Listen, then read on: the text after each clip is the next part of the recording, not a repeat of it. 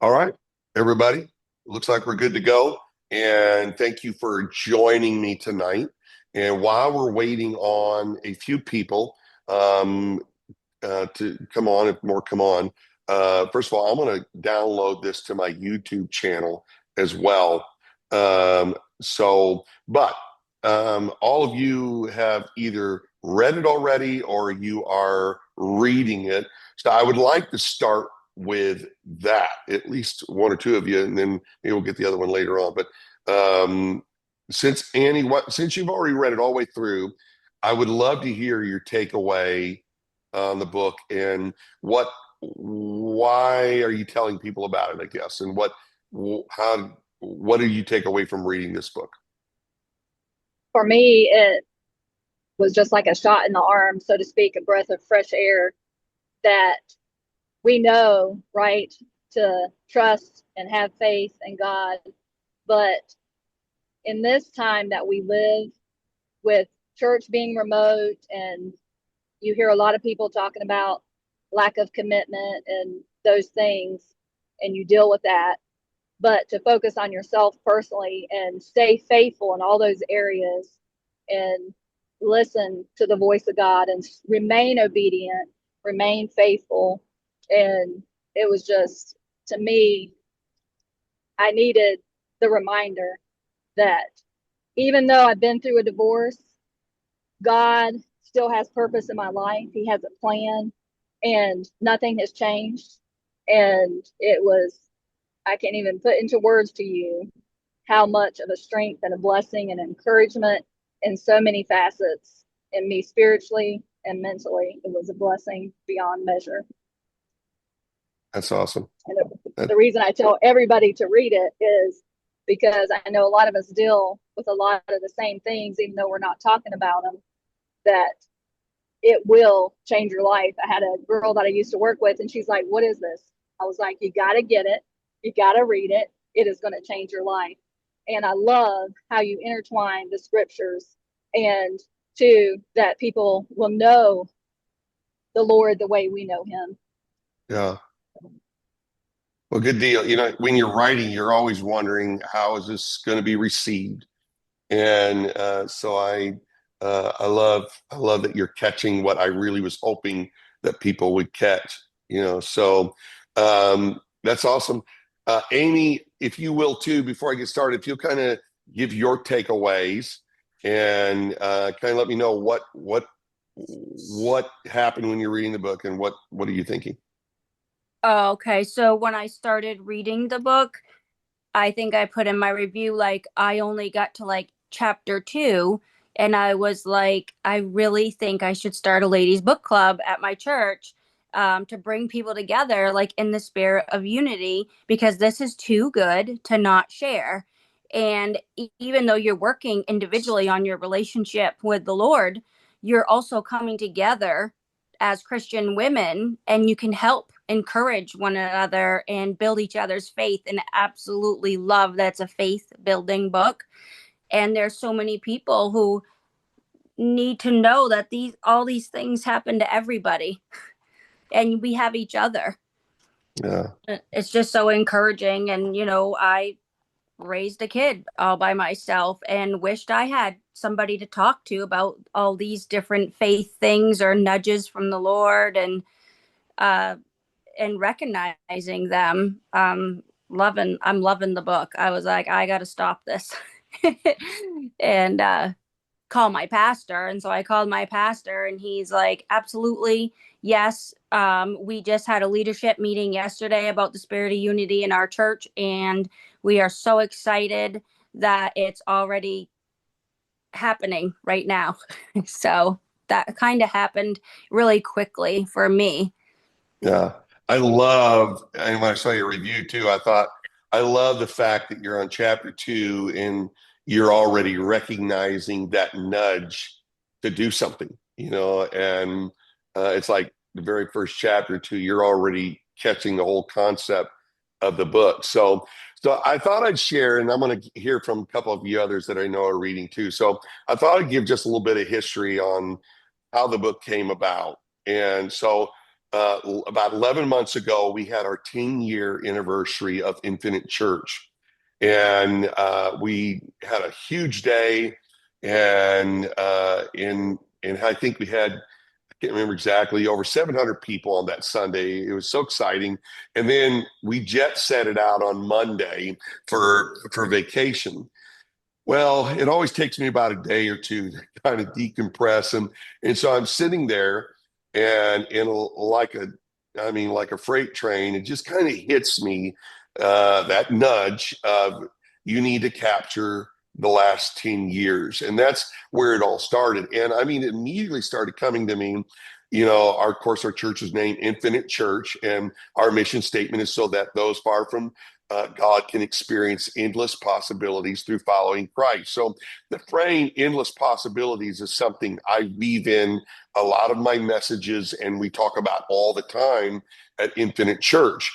And so it just immediately came to me that this is the title of the book.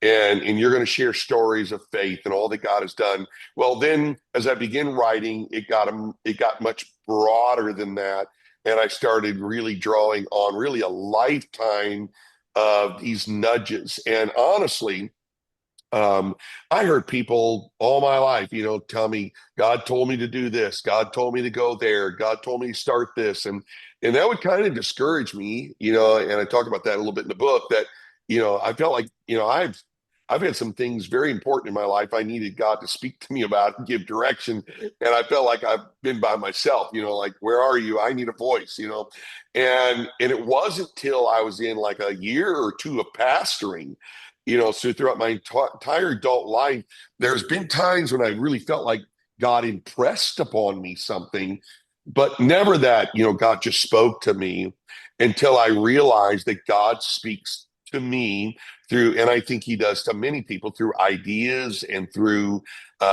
whispers and thoughts and creative concepts. And whenever those concepts move the kingdom forward, first of all, you definitely know it's not the enemy because he's not going to move the kingdom forward. But you learn to realize, I started realizing God speaks to me through ideas.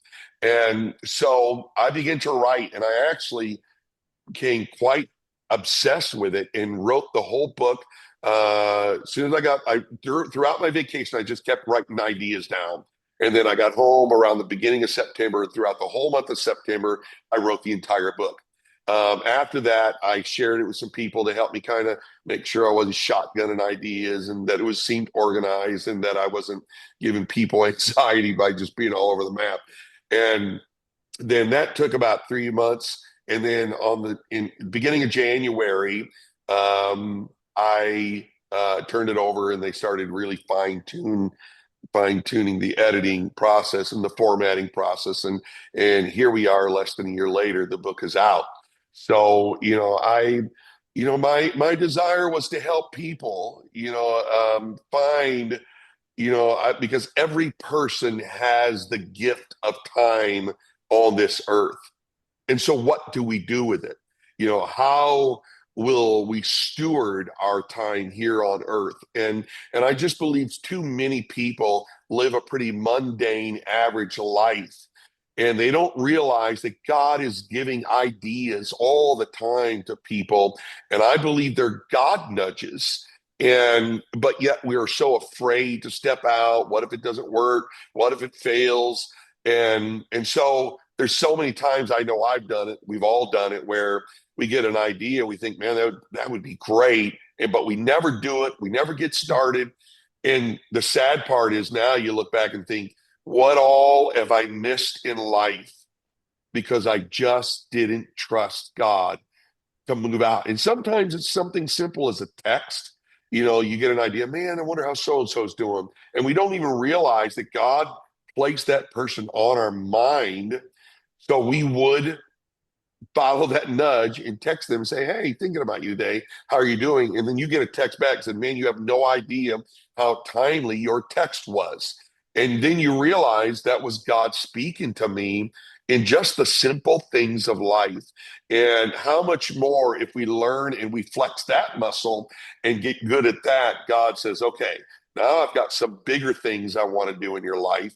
And I'm banking on the fact when I plop this little idea or this little nudge of a thought, like start a book club in your church, start a small group or whatever it is, buy some books and give them out, you know, and I share all these stories in the book about little nudges that on the flip side of those or on the obedience side of those, you can't even quantify how far it's reached and how much it's impacted. And for me, there's so many stories. And when I look out on Sunday morning at the hundreds of people that sit in Infinite Church after in August, it'll be 11 years, I think had I not followed that nudge, where would this church be? Where would these families be? And of course I talk about in the book, there's two great days in every life, and that's the day you're born and the day you discover while you're born. And all of this starts with hearing the voice of God, those little nudges. And so my hope was to demystify God's plan for each and every person to realize it really isn't that complicated. It's all dwelt, or derived from nudges where God just kind of puts an idea, start this business, start this Bible study, talk to this person on the other side of the room about Jesus, just be friendly to them.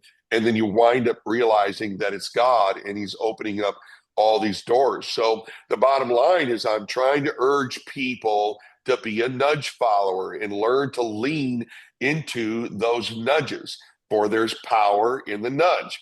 And the Holy Spirit nudges are keys.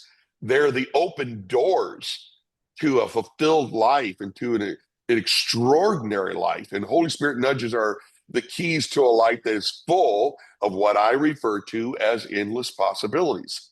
So the most beautiful and extraordinary life is in the obedience of the nudge.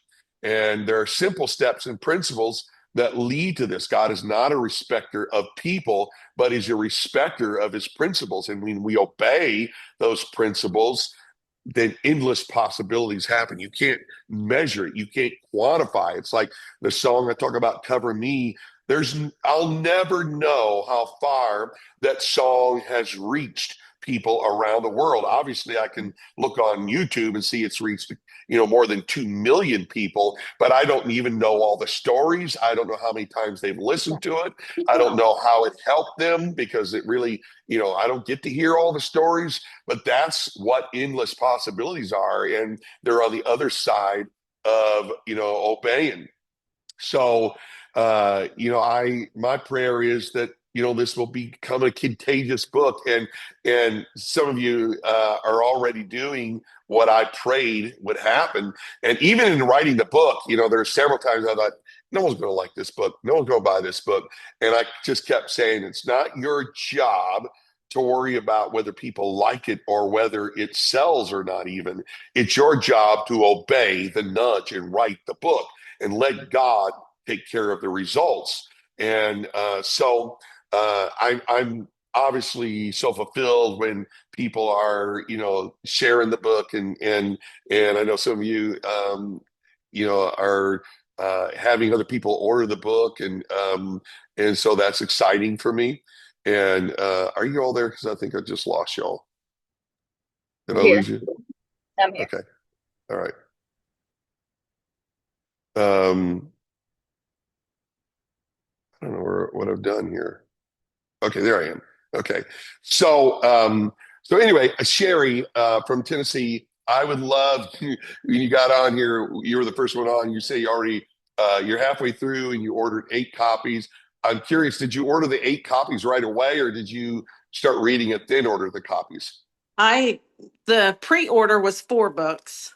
And that's just what I do when I believe in a book and I'm passionate about it without even reading it because I knew the author and a little bit about about your stories and the chapters. And I was like, oh, I need to get more of this. This is going to sell out. I better get more to pass out because there's several ladies that I know that this would inspire them in their life and give them passion more than what they already have about serving Christ.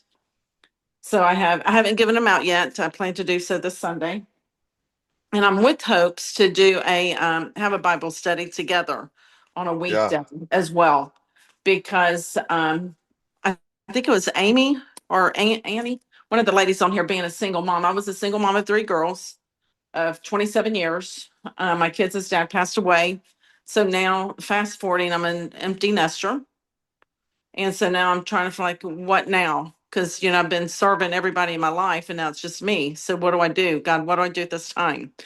And you kind of touched point on that earlier. So, I'm here trying to find what's God's purpose for my life. I really believe it's to help other single moms and be a support system for them, someone that they can go to with whatever Yeah. struggles they are, and then pray with them, and then, read scriptures with them, just from my personal life experience.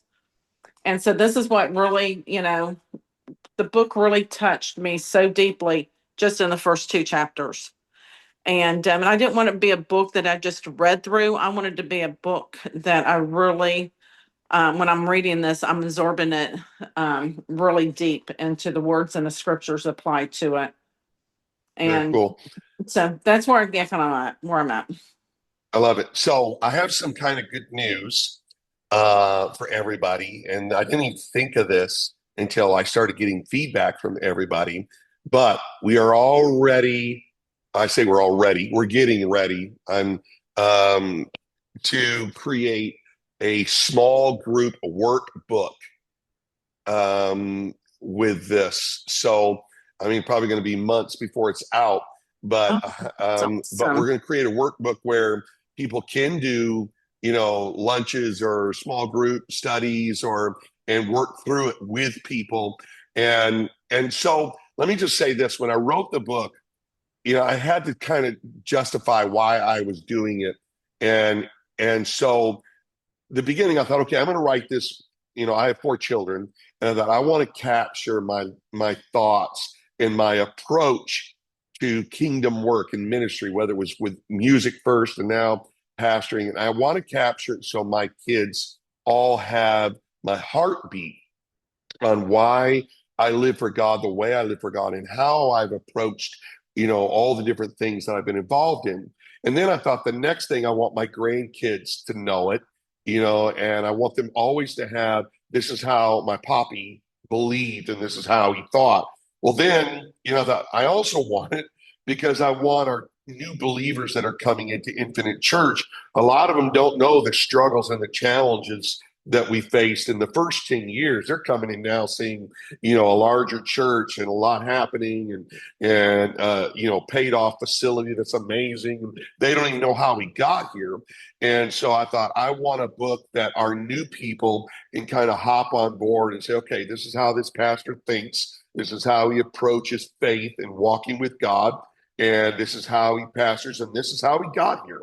And so the third thing, so I thought, well, then after that, after our own church, I thought, I believe that so many different people can use this book and will help them. Certainly, it's a very, how do I say this, kind of a, you know, non-abrasive way to new believers kind of read through this book and learn how to walk by faith without it sounding too preachy. Does that make sense? So I wanted a book that applied to everyday life and how people could take this and really learn how to walk with God in a very pragmatic kind of way. And